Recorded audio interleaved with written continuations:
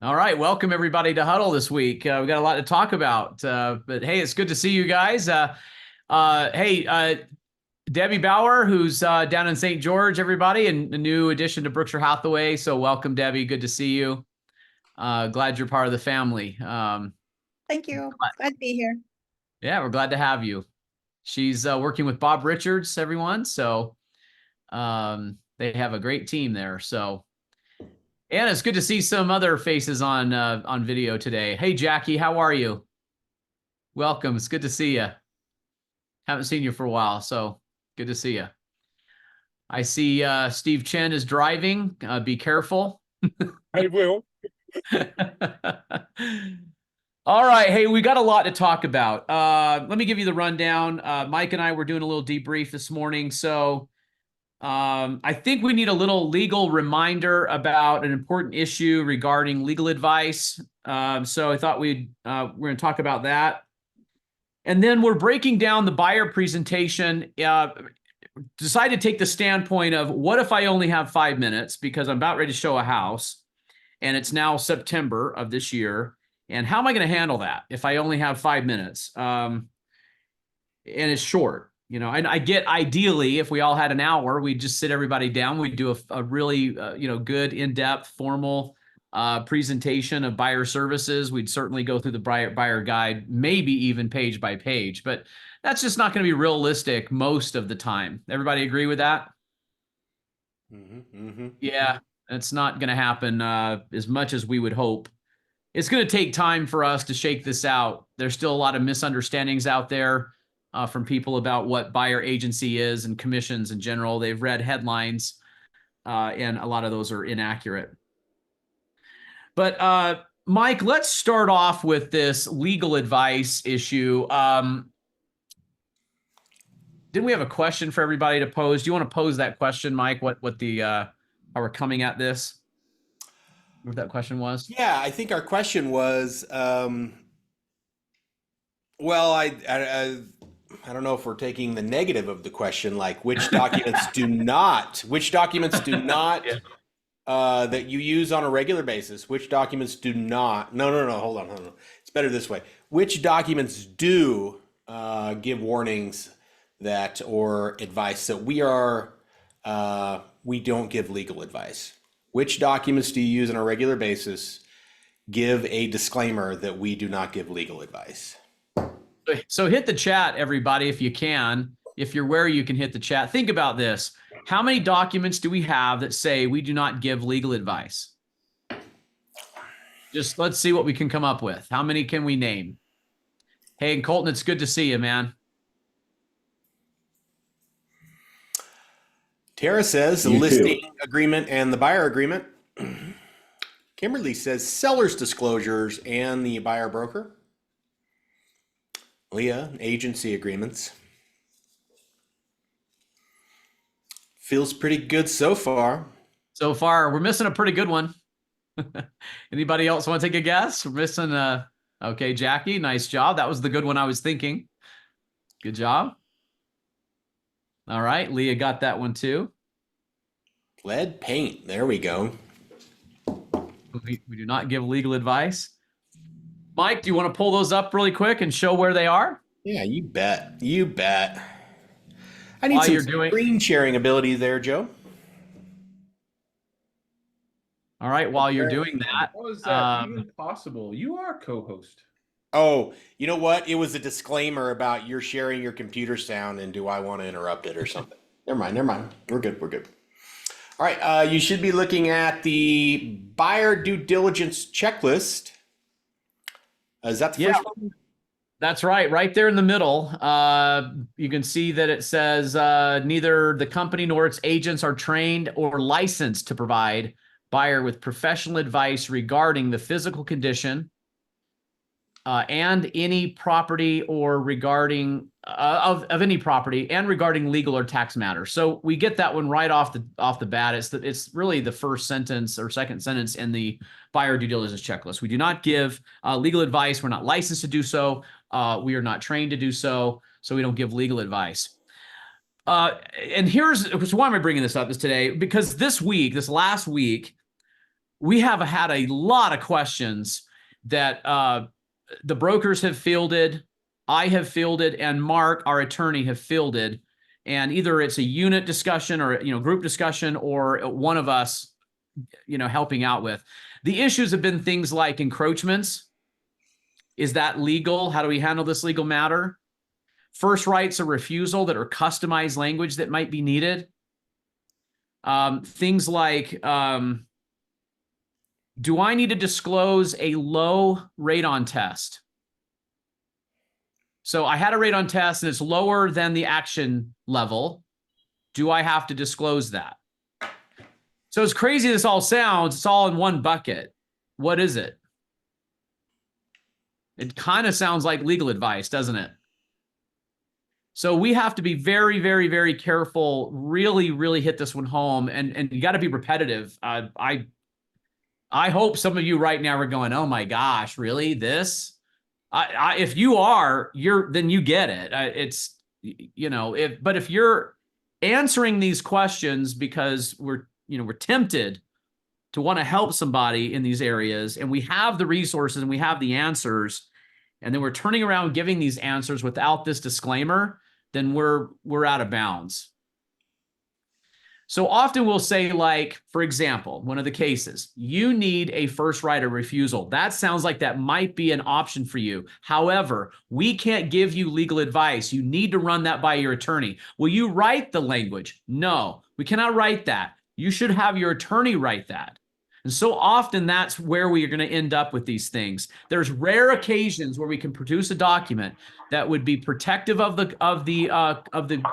brokerage and the agent as well, where we can give some guidance there. But remember, we're always going to kick this back to the client and beg them to get their own attorney to author customized language. So we've had a lot of cases, like they're all common, and we're trying to help people stay out of litigation. And so we're advising them to get an attorney, but we're also answering the question while we're doing that. And we're really spoiled to have our own in-house counsel, and we should use that as much as we possibly can. And remember that every document that we have that employs a client and creates a client-agency relationship, and the disclosure of due diligence has, we do not give legal advice.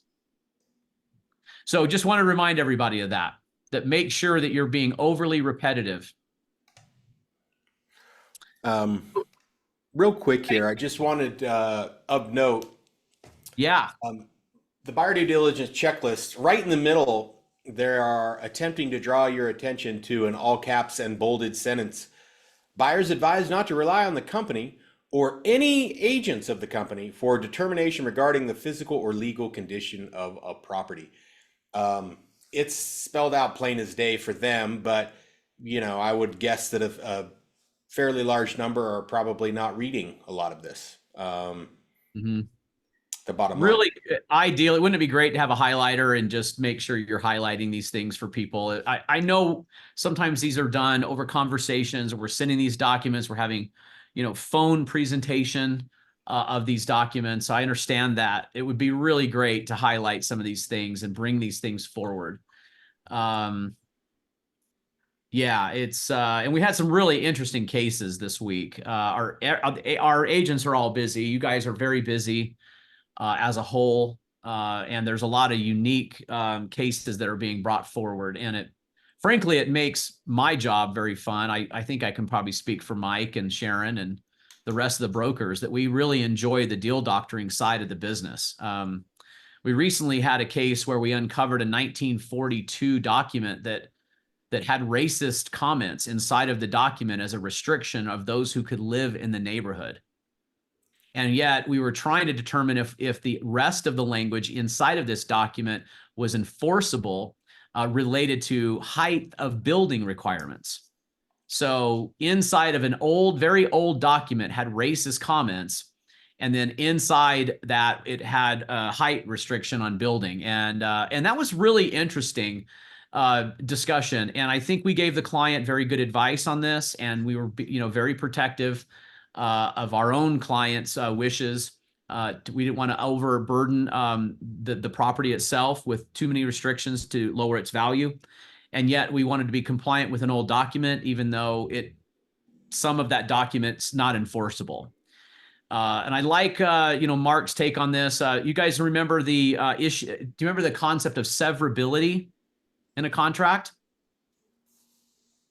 So, severability is paragraph language you typically will see in general contracts like boilerplate. The concept here is that if there's some law, federal or state or other municipality, that would determine that the document partially is not enforceable because it breaks one of those rules or laws, then only that piece is thrown out. So we don't throw the whole document away. Well, this document actually didn't have that language. It didn't have a severability clause in it. But I love Mark's take on this. It was that a judge would likely use severability in this to not throw out, say, building heights just because there was racist comments inside the rest of the document. Anyway, that was really fun, and it took us on this journey, which is why I'm reminding everybody about we are not licensed or built as a firm, as a brokerage, to give legal advice to our buyers and sellers. Even though we do have a reasonable duty of care to keep them out of trouble. And I know that that's where this is where these lines are, so where do we go too far? I think if we're really doubling down on the repetitive nature of disclosure, then we'll be okay. And we can be proud about the resources we have at Brookshire. So that reminder, that's enough of that, guys. Let's go on to the buyer guide and talk about how we're going to present this thing really to a buyer. We're going to speak today as if we're speaking to a buyer. And I hope you're getting tired of this a little bit, because if you are, it means you're mastering the song. So this is why I really don't like to play Tom Sawyer anymore, because I've heard it too many times. I think that has been played more in my life than any other song, and it's got to be in the thousands, maybe tens of thousands. So, all right, grab your buyer guide and let's look at this. Let me ask you guys, let's take it. First of all, let's look at this as a question. What would you do? What would you think of? How would you structure a conversation if you're meeting a buyer in the driveway and you're about to show a house and we need to have a buyer broker agreement signed? And you've got 5 minutes to do that. What would you want to talk about? Making sure I'm setting the stage correctly. You're a repeat buyer, a repeat client, someone you know has called you up and said, Sally, could you show me this property over here on Park Ave? It just went up for sale. I know there's an open house this weekend, but we'd like to see it today before the open house. They call you. You said, great, let's meet out there. You try to have a conversation on the phone. They go, hey, can we just meet you out there? And here we are. I think it's also important to note while thinking about this, something has to be said. Some guidance or disclosure has to be given at this point, other than here, sign this document. That's definitely not an acceptable approach either. Correct. This is thank you, Nicole, to remind everybody we're kind of forwarding this. We're getting ready for post August 17th in this discussion. So thank you for bringing that forward. Yes. Sally says, how important is it to see this home, find out how, when, why that is important, and that it is the law? So disclosure that agency is the law. Absolutely. I guess I'm trying to pull out of your head, how are you going to structure a 5-minute conversation? What are you going to say to a buyer if you've only got that short, truncated time frame to describe a buyer broker agreement? Where we are today is we're just showing houses, getting to know people. It's building opportunities for us to have discussions while we're showing property. And for most agents out there, we're buyer brokering them right before we sign the REPC. That's happening a lot. Now, that's not ideal. The state doesn't like it. Frankly, we don't like it because we're acting as agents. We've talked about this before. So this is where these showing agreements are a problem. It's only going to compound that problem. The best thing to do, and it looks like the Forms Committee is following suit, is that we're going to have the option of having a buyer broker agreement that literally could be one day. Now, I don't know if that's going to be our policy. on what we're going to do. We haven't even talked about it or even what you're going to want to do. But we could have shorter time frames inside a buyer broker agreement. So we'll put that on the shelf for now, but we have this short time to present. So Jessica says, discuss agency. And Kim says, I've been practicing with this visually at 30. Good. You've been practicing. I love that. If you only had 5 minutes, what are you going to talk about? Jessica says agency. So how would you describe agency? Would anybody like to take the mic and describe agency very quickly? I will do it. Yeah, go ahead, Kim. Well, the way that I explain it to my is that I need to have an employment.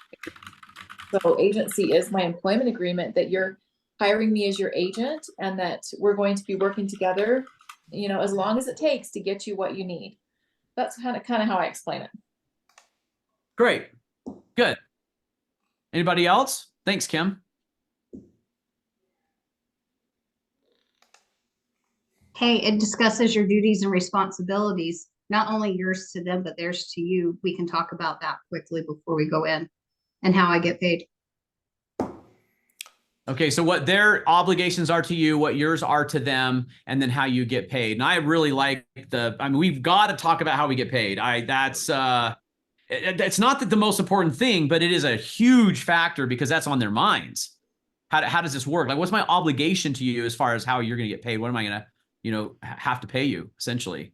So, because the language is right there in paragraph 2, they're going to be obligated to pay a percentage of the sales price to the brokerage in order to hire you as an agent. And that's going to be news to some people, right? Yeah. Of course, in the state of Utah, we're so much different. I went back and read a lot of the stipulations again this morning, and oh my goodness, we've already been doing most of this. So anyway, Sandy, yeah, go ahead. What would you say to a buyer? Well, I just think it's also very visually important for the buyers to understand the process that we have is similar to the process that you would hire an attorney, that you would hire a doctor, that you would hire, any professional. When you go to that doctor and you go to the professional, you know that somebody's got to pay for it, right? And that's where you establish who is going to pay for your services. So I think sometimes people realize that, oh yeah, I guess I do have to pay my, my real estate agent because I'm hiring them. Then the next question would be, are you willing to hire me to do this job for you, to be your, representative in this transaction? So I don't know. I think that just kind of helps him because I think sometimes everybody's got this, that whole, oh, you don't even have to pay for the real estate agent if you're buying a house. That's the old ways. Now we have to change their mind and the language. Yeah.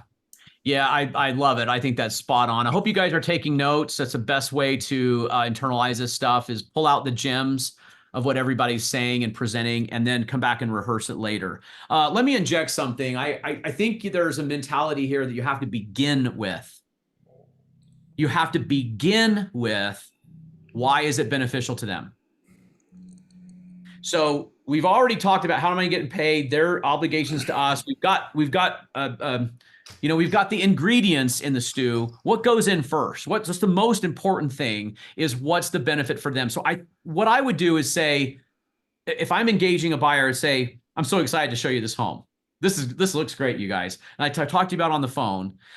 It's now a requirement of us to have these written agreements before I can take you through the house. So let's just take a minute. Maybe I'm in their car, maybe on the driveway, wherever this is. The reason we're doing it this way on this huddle is because we're acknowledging that we don't just get to have a 1-hour sit-down presentation with everybody. It's not always going to happen. So we're kind of taking the hardest moment, which is I only have 5 minutes or 10 or something like that before I show them the house. So what am I going to pull out of everything? Okay. I go with the buyer guide. To be clear, this is their copy. I actually had an agent who was confused about that. We printed these for them. This is consumer facing, not agent to keep. Okay. We're going to hand this to them. Okay. And this is more of the structure. And there's a lot of detail in here. It gives them something to read. We can refer back to it later. I would have multiple buyer guides on hand. So back to what I would say. So I'm so excited to show you this house. This looks great. I looked at it. The pictures are great. So excited. I talked to you about, we have a new rule now that says before we can show a home, and it requires hiring me is essentially what it means. So I talk about what the benefits are when you hire me. Now, this is me, guys. This is how I'm going to organize it. I'm going to start off with, let's say we really like this house. When we go to make an offer, your buyer agent, myself, will be able to pull data that can support sales prices that are less than the purchase price. Other agents are not going to be able to do that. The listing agent, which we're about to meet, who's here, say Susie. When we see Susie, remember Susie represents a seller. She would not be able to give you that data that's lower than sales price. When we get into the property, we go to make the offer, I would be negotiating on your behalf, which is very important that you don't overpay. When it comes to time to do inspections, there'll be numerous inspections that inspectors we may employ. When we discover data or information that might need to further negotiations, I am able to do that because I would be your agent. Let me pause for a second out of kind of the role play. Everything is turned back to the benefit. There's what I'm going to do and how it helps them. What I'm going to do, how it helps them. We all buy benefit. We do not buy feature. We buy the reason it helps us, not what it does. So remember, and they don't understand, so you have to make the translation. And the translation, this is what I do, this is how it helps you. Why is it important to pull data that could suggest a price lower than sales price? So you don't overpay. All right? So you can make an informed decision about the purchase price. That's their benefit. So I'm tagging that on the benefit. When it comes time to write the offer, I can negotiate for you. Why is that important? So that the price and the terms and the deadlines and the earnest money and the conditions and contingencies are in your favor as much as we possibly can. See that? Like, so the contract is in your favor is the reason, right? Okay. You don't overpay is the reason. We can renegotiate. So, you get the fair price, that the timing fits your needs. And so I'm thinking about the structure that we already have in the buyer guide. I'm thinking about the segments that are already there, and I'm only pulling them out quickly. Okay. Now, maybe at this point they go, oh my gosh, Jackie, we love you. We trust you. Just tell me what we need to sign. And you're like, okay, here's the form. And then now we're presenting the form. Today, we don't have the form. So we're a little limited on how we can train for this. Okay, so they may do that. And I think a lot of people will, frankly, because they already love you. They know you, they love you, they trust you. They're probably going to want to sign that buyer broker agreement without even reading it. Let's be honest. I would say 2/3 of the people are going to just sign it because they just trust you already. That very likely can happen. The other group could be a little bit more skeptical. And certainly you can get your naysayer in this. I'm not signing anything. Well, that could have been determined on the phone call, perhaps. If they don't sign it, I can't show you the property, right? I mean, I can't take you through it. So you'd be going through with the listing agent. As a matter of fact, Mike, what do you guys think? You think that's going to happen? You think there's going to be times where someone says, I'm not signing that, and you go, well, Susie could show it to you, but I can't show it to you. And we just get back in our car? Might happen. So we want to get out in front of this as best we can, which changes the processes that we've had, that we've been talking a lot about this. All of our buyer processes are changing because what's coming first now wasn't even in the process to begin with, right? So Jackie says, in the past, we've had options to earn our buyer business before we ask for it. I understand. Yeah. How do we handle that with someone we've just met? I think that's tough. I think the answer is that we shorten the buyer broker agreement a commitment time. That we could even say that literally we could say, I'm only paid and represent you on this house. So I think that's a way to build their trust, that we're not trying to marry them before we date. We're not trying to contract them in to something that is too premature. So the answer would be property specific or a one-day kind of a thing. To answer that question directly, Jackie, don't they also have to agree to pay to what they are willing to pay at that moment? Yes, they will have to. In a post 817 world. So I think the practice here, guys, is to think about these two things. I want you to have feature or what you do in one side, and I want you to see how it helps them on the other. And everything that you say, you have to say why it benefits them. And I'm talking about truncated presentations here. You know, if I have an hour, then I'm going to talk about the villains of the story. I'm talking a lot about this. It's been 1 year now, guys, 1 year since we talked about heroes and villains. You know, so if I had longer time, I'm going to bring out more of the complexities, right? I'm going to really talk about getting into the details of what transactions look like. Okay. Nisha says, yeah, go ahead and read that, Mike. Nisha says, maybe we prep them on the call. I will have an agency agreement that will have to be signed before we can go into the home. We can talk about it when we meet, but just so you know, kind of set them up for a few of the major points. I think that's pretty important. I think to go to what I think she's really talking about is a lot of these subjects are pretty difficult to really pin down over the phone. I mean, pretty difficult.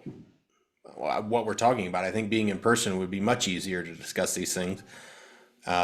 But yeah, I think setting them up for what you're about to talk about is important, because springing this on them, you know, while you're standing in your car in front of this house seems too little too late, maybe. Yeah. Peter, you have a comment? Oh, nope. Okay, no. I also wonder if we're going to see scenarios where you guys Hello? Yeah. Hi, Peter. Oh, sorry. Can you hear me okay? Yeah, I hear you great.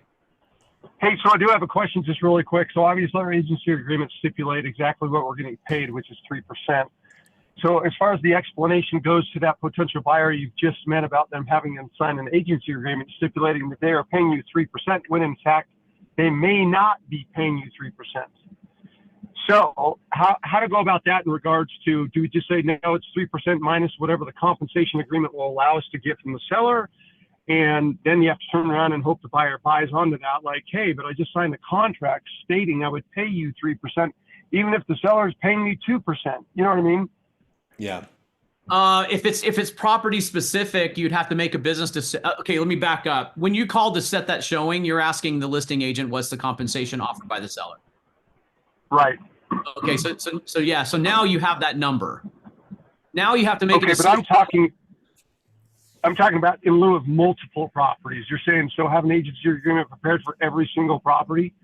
Well, no, I'm just trying to, I was looking at it like I'm showing this one house. That's why I'm in such a hurry to show the one house, Okay. because we haven't had a chance to have a formal presentation.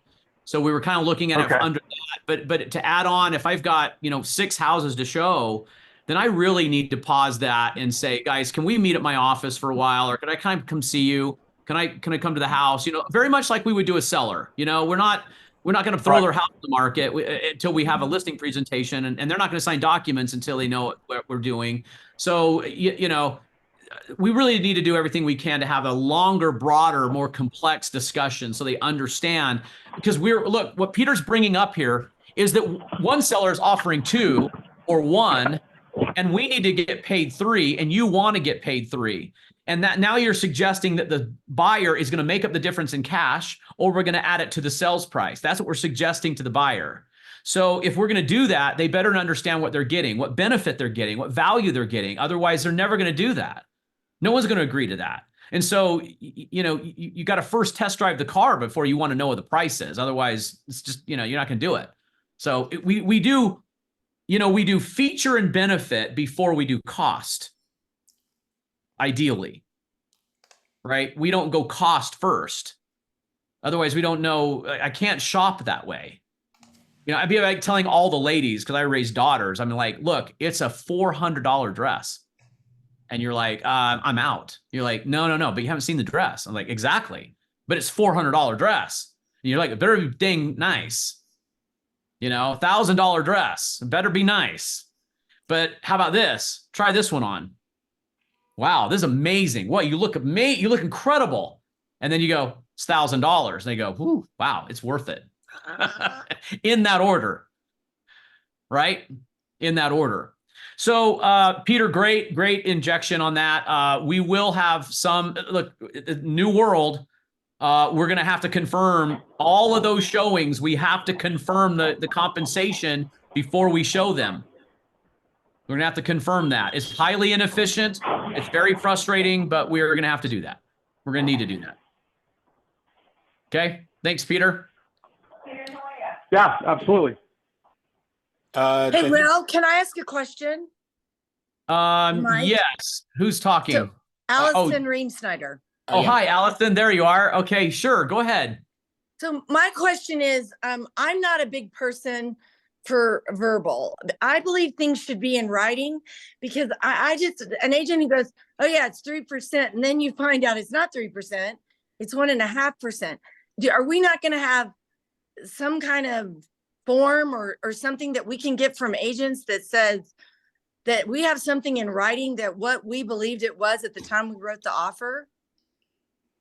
This asking agents, I mean, and agents are going to be pathetically, they potentially could be listing multiple properties and have a different commission on each property. Yep. Yeah. Yeah, and we all know, look, there could be some agents who are going to tell you 3, and and they never really meant 3. Maybe they meant 3 if it's a full price offer or above. Right. And, I mean, yeah, you're right. Will, wouldn't it be smart to get it in writing by using the brokerage fee sharing agreement? So as soon as they tell you 3, you send it over, you have the seller and sign it. So the seller is actually in writing committing to paying the full 3%. I love that, Kevin. I love that. Just like we do when there's an off-market property, we verify and get in writing exactly what the BC is going to be. In a perfect world, I could not agree more, because who's paying it? Not the agent. Right. And look, the old world was, if I had anything in writing from an agent, an email, a text message, you know, anything in writing, I could take that to a professional standards arbitration over commission. And that's good evidence to support of what the compensation is, right? If it's not on the MLS. Okay, I did great evidence. That's not who's paying it.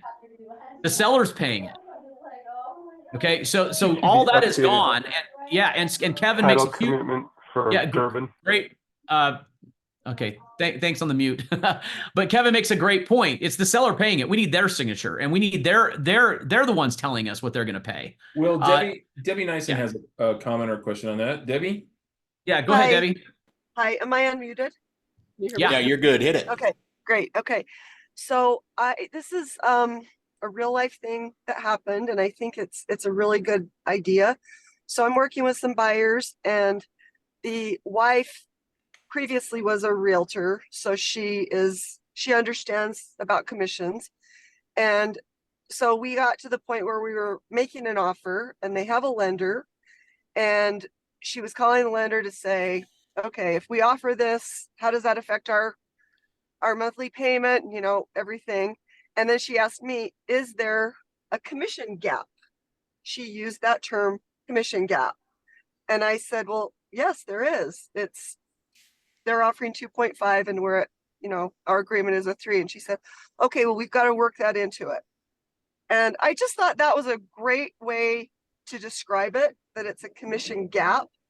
And so we're under contract, and the commission gap is being paid by the buyer, and title has it and the lender has it, and everything is disclosed. And I was thinking it'd be a great idea to include that language in our buyer broker agreement. I like it. There's a dovetail of that issue. I'll come back to in just a minute. I noticed that Peter, you said I disagree. Do you want to weigh in on that? I'm not sure what you're referring to. Oh yeah, sorry. I was just, playing devil's advocate here, but you guys were talking about, having everything in writing up front. Well, if I'm showing 8 properties, you're asking me to put 8 agency agreements together. You're asking me to call 8 agents and confine exactly how much commission they're paying on each individual property and have the buyer sign it before we see all these properties. Well, okay, let's take one issue at a time. The buyer broker agreement is you can do that for whatever term you're going to do it. I mean, and we haven't we don't even have the agreement yet. So I hate to get into too much of what our business decision is around the time frame. But to be clear, no one's suggesting that we have 8 single buyer broker agreements. I don't see Well, that. yeah, but if you have to call up, like Kevin had mentioned, well, maybe you call up the agent and get everything in writing prior to showing the house. Well, if I'm doing that and I'm showing 8 houses, I have to have 8 agency agreements stipulated, maybe because there's 8 different commissions being paid. Well, the buyer What if you broker have a agreement, commission gap?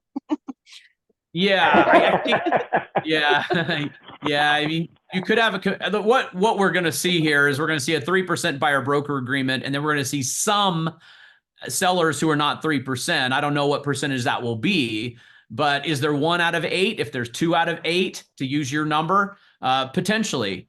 So now we've got a seller offering 2, but your buyer broker agreement says 3. Now we have the commission gap that needs to be dealt with. I think the more problematic thing here is that how are we going to get 8 sellers to sign commission authorization, like verifying their commissions before we show it?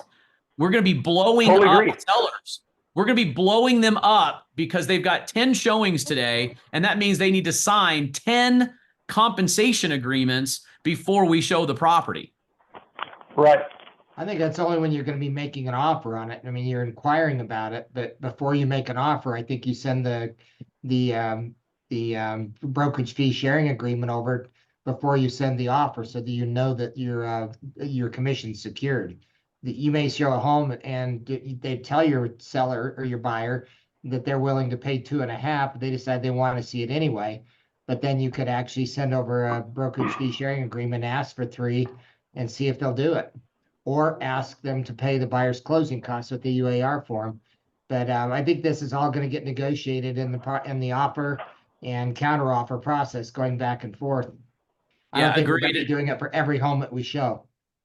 I agree. I think it was just kind of piggybacking on Allison's comments about we really want to have that compensation in writing. And my first reaction was, in a perfect world, yes.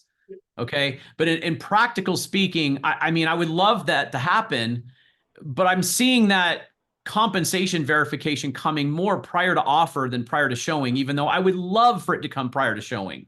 I think we all would, but I think I don't see that happening if you're showing. I don't see our sellers doing that. Now, listing agents, let's put our listing agent hat on.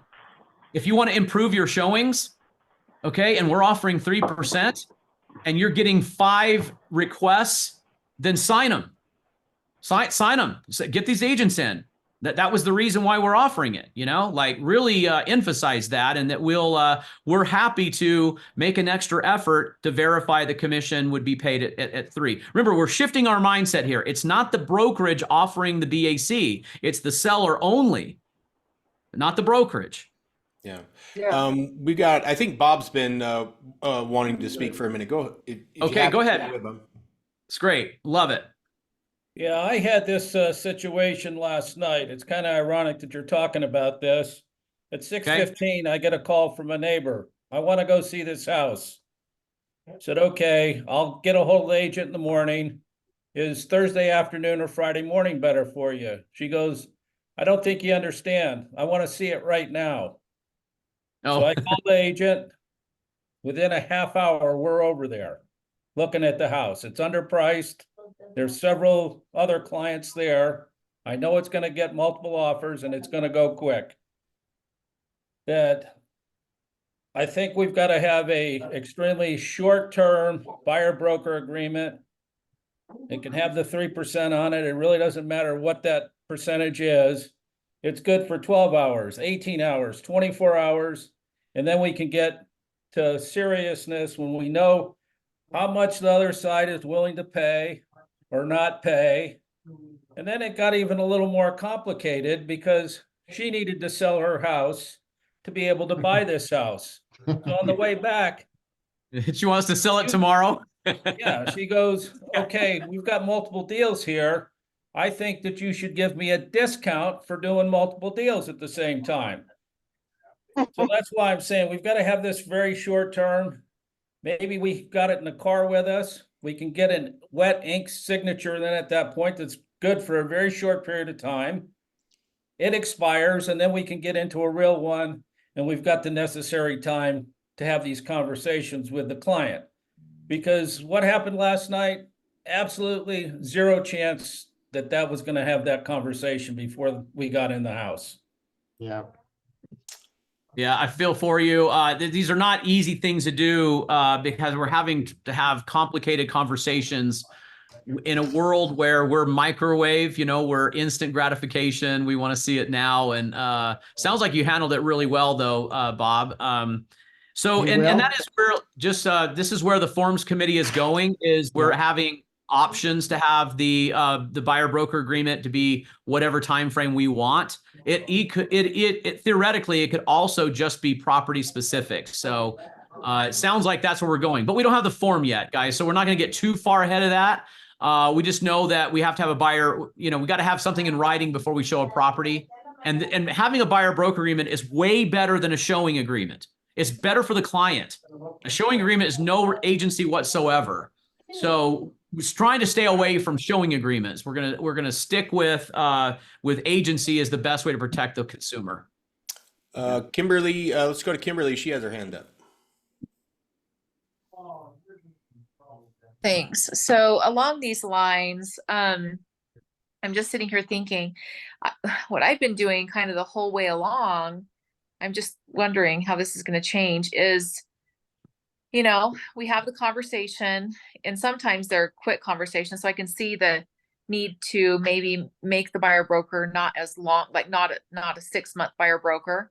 Because I recently signed a 3-month one, but they felt there was enough value that they could do that. I personally, I'm kind of with Peter on the idea that I'm going to go ahead and, sign whatever I need to get them in the house and then build value as I go. And if I have to just sign that, for that property, hopefully they've seen enough in my performance of how we've conversed on that the next time we see another house, my whole strategy is going to be, we're going to do, a 2-month agreement or something like that. Like, I need to choose how I'm going to work too. I can't sit here and go from house to house and, I want to build the rapport and work with these clients. And I want them to understand I want to work with them as long as it takes to get them a house. I don't like the idea of just one per property. I just don't like that idea. I want to just make sure I'm very, very clear. I'm not training that's what you should do. Okay. We're only reducing it to the minimum. You have the option to, but that's not the optimum thing to do. The best thing to do is to pause the chaos, the whirlwind, and have a 1-hour discussion with everybody about your value, inject the complexity, and then have them sign a buyer broker agreement for 3 months or longer. That is what we're after. Today was more about tackling the hardest scenario we're going to have, and that is Bob Stark's scenario. They called you. They want to see the house tomorrow. They want to see it right now. You don't have time to have a 1-hour presentation. So how are you going to simplify your message enough to educate them enough so that you can do your job legally? Yeah, real quick before we get to Cindy, I want to say one more thing.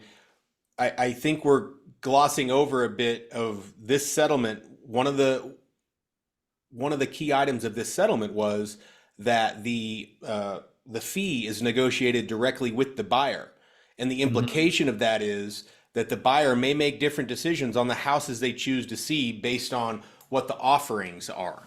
Okay, so let me tell this. You brought it back up again, so I'm going to hit this one. I've been very, very, very vocal about a principle that I believe the UAR has got to put in the standard agreement. If they don't, Berkshire Hathaway will. Okay, so that's how, and we're all on the same page. So let me tell you what it is. We are going to expressly ask, that means in writing, our buyer to instruct us on what they want us to do as their agent when we discover a property has a lower BAC than what they have agreed to pay. In other words, Debbie, if there is a commission gap between seller's compensation offered and what they have agreed to in the buyer broker agreement, we're going to ask them to instruct us. What do you want us to do? Continue to notify me about properties and show them, and what do you want us to do? They're going to tell us. See, this idea that every agent out there is steering buyers away from full compensation, I think is baloney. It's pure baloney. Now, does it sometimes happen? Sure. But for the most part, we're letting all our buyers know what's on the market. And then we're addressing the compensation afterwards. If they fall in love with one that has a lower BAC, well, then we'll address it then. I don't think good agents are steering anybody. But the way to put that to bed simply is to ask the buyer in our contract, what do you want us to do? If the UAR doesn't do it, we'll put it in an addendum ourselves. There'll be an addendum to the buyer broker agreement, and we will ask them, and we'll put the language in front of them and have them affirm it. So, all right. So that's on that issue. And yeah, I get that it's BBC. I get it. All right, Cindy, you have your hand up. You got a question? Just a comment. As we've learned from experience with Zillow, when they entered our marketplace and we sold them our data, I think that we're going to not have a choice than to have an option similar to what Zillow is offering.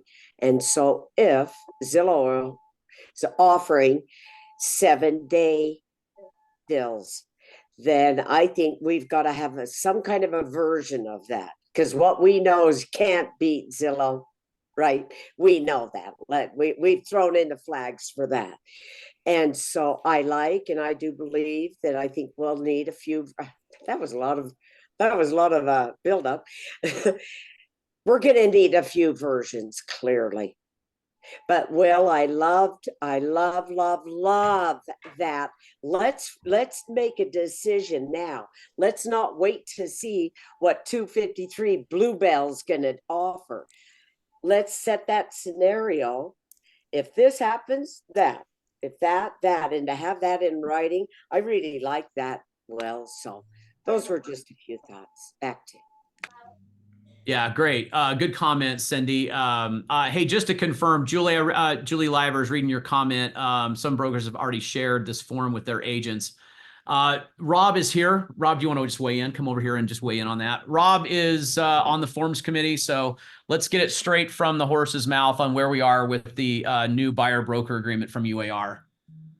Yeah, so we have completed from the forms committee, we've got a completed buyer broker agreement that's been done.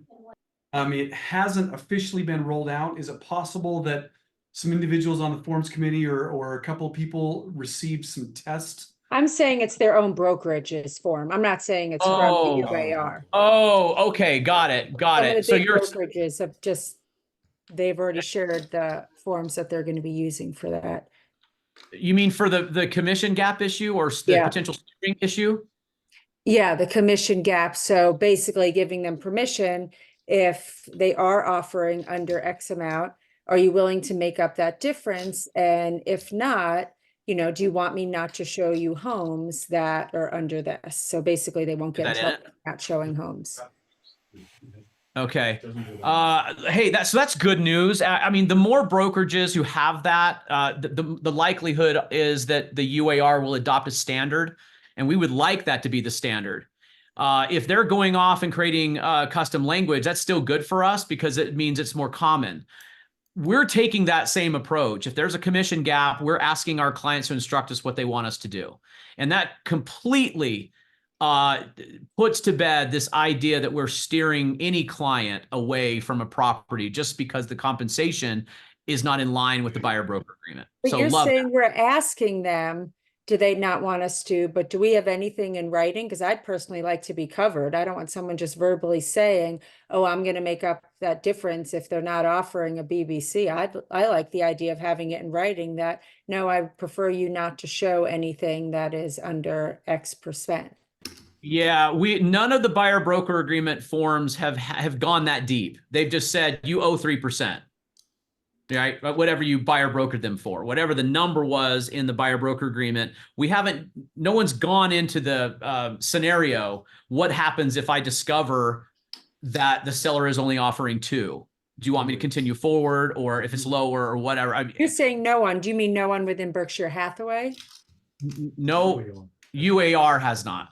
Yeah. I don't know if another brokerage has. Yeah, I'm telling you other brokerages have, and I'm just saying for me personally, if we're having to have that conversation, I want it to be more of something in writing. And I personally don't feel comfortable writing something up, but I love the idea of there being a form with the buyer broker agreement. Yeah. Like, okay, Yeah. so if we're expecting, let's say whether it's 3% or 2.5, even before this law comes, or law, whatever it is, I don't know if it's actually a, Right.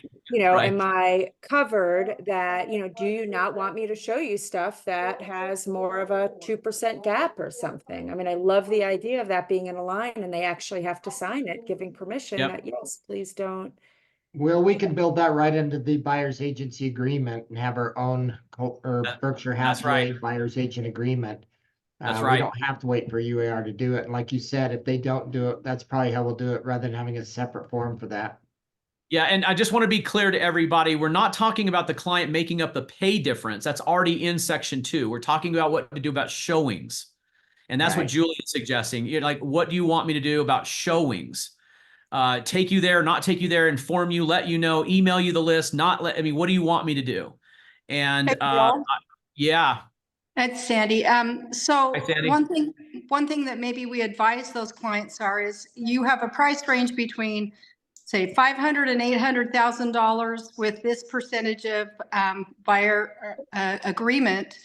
If you don't want us to, if you don't want us to have the that percentage that you have to pay the gap for, then maybe we should look at homes that are in a lower price range, so that they understand that if they're going to look for that higher price range, that also includes that possible commission. Yeah, I love it. I think that's great. And you know what, Jackie, where are you? I want to hug you right now. Seriously, look at that comment. And look at this from now the listing agent standpoint. She's on, think about this conversation. When that language does happen and it is out there and all the brokerages are asking their buyers, what do you want me to do? Now we can educate our sellers and say, do you understand that there's buyers out there who have told their agents to not even show the property if it's not 3%? I love that. I love that. This is awesome. Well, that's the whole point of it, Will, and that's why the brokerages already have it. But I don't know if you've realized, I assume you have, but Coldwell Banker now, their agents are allowed to offer a lower commission on the MLS. They're not sticking by the 3%. Yeah, so when that happens and we buyer broker buyers at 3%, and then they tell us, don't show me any houses that are 2%, all those listings that you just mentioned, yeah, they're not getting shown. But I'm just saying, my point being, one of the large brokerages that we deal with on a regular basis in our market has now changed. Yeah. I haven't heard it. If you have a form, will you give that to me? Well, this Or- isn't, I'm just saying on the just MLS, if you on the look now as MLS. a Coldwell Oh. Banker agent, you are allowed to offer a lower BBC. Got it. Yeah. Got it. Real quick before we run out of time, Allison, you have a question. Thank you, Julie.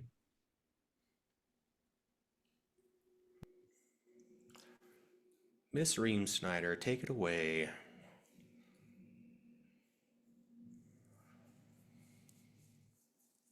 Can you hear me? Yeah. Yeah, we got you. Okay. Go ahead, Allison. Okay. So my big question is, I have 6 buyers and they get the auto feed. And right now the BBC is on the MLS, but when that goes away, how in the world do we no longer auto feed our clients' new listings, because we have no idea? I mean, I've never looked at the BBC until it's time to write an offer. But when we're feeding our clients new listings, this is impossible. How do you There's, only there's show them? significant, there's How do you only significant show them discussions. 3%? Yeah, on how this is going to be played out in a public forum, whether or not it's the MLS or other things going on. But we just so you know, as a brokerage, we are preparing for all eventualities, right? So even if it's down to, we know legally, we can show the BAC on our own site, listings on our own site. So we're obviously driving traffic there. This is a real tied up ball of twine right now in terms of how that's going to go. For one thing, Allison, you just reaffirm my point. Good agents like Allison they don't even look at the commission. They're just showing their client all the properties. So this idea of steering is ridiculous.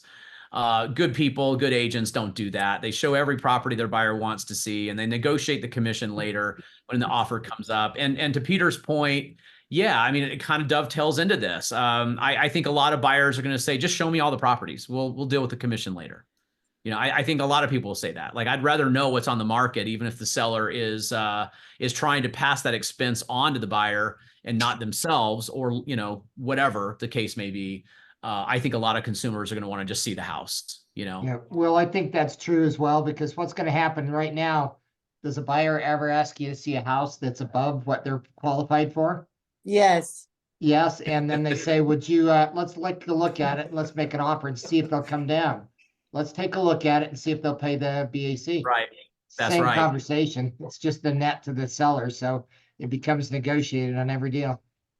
That's right. Running out of time. Debbie, take it away. Well, I agree with Kevin. That's pretty much what I was going to say, is that I just would feel uncomfortable advising a buyer that, do you want to see only these that I get paid a full commission on? Or, I think they want to see everything, and you learn so much from looking at everything. Yeah. That's why I like just getting it planted in their mind that there may be a commission gap, and we'll figure that out. And I don't know, I think once you give them that idea, it's no different than any of the other fees that they're going to pay along the way. It's like, now they know it's a line item, and but we want to look at everything. Yeah, I think the majority will go there. Yep. Yeah, mind the gap. I love it. You ever been on the subways in London? Mind the gap. We have a gap in every transaction now we got to mind. Yeah, that's right. Okay, guys. Thank you so much. Yes, I think this has been very helpful. You know what? We have had more interaction and more passionate interaction in this Zoom huddle than we have ever had. And I got Tom Sawyer playing in the background here. Thank you, Rob. But anyway, love you guys. I hope you have a great day. Thanks for joining Huddle. Hope you took great